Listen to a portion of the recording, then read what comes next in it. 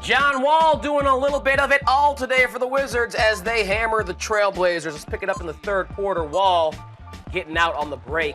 No one at the guard position dunks more often or more effectively with his offhand than John Wall. We always see him flushing with his left. And look at Wall with the pretty bounce pass to Marcin Gortat for the layup at the rim. Take a look again. I mean, dribbling in a phone booth and then dropping a dime for Gortat. Finally, Wall and Brad Beal going to put the exclamation point on this game. Beal comes up with the steal, but Wall gives it back. So Beal can flush it 120-101. Wall finishes 24, 7 assists and 4 rebounds.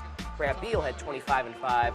Wizards cruise against the Trailblazers. CT, nice win. Absolutely. The Wizards are a team that's on the rise. When you look at what they did, 75 points at the half. That's a season high. Portland never really ready to play. I don't know if it was the early start. They just didn't come ready, but they trailed by 25 at the half. Washington has now won 12 straight. So at home, 12 straight home games. When you look at Washington moving up in the Eastern Conference, because remember, they started real slow. We're outside of the playoff picture. We were talking about the Wizards as one of the more disappointing teams in the Eastern Conference, but they have it going right now. Kelly Oubre is a guy who has really played well over the last few weeks, coming off the bench, second-year man. Scott Brooks says he wants to see more from him offensively and defensively. When I look at what what Oubre did in this one, 18 points. So you know if Wall and Beal are on, you're going to have those couple of guys, Markieff Morris. But if you can have a steady, consistent player off the bench like Oubre, that certainly will help the Wizards going forward. Yeah, Oubre in the first half was part of that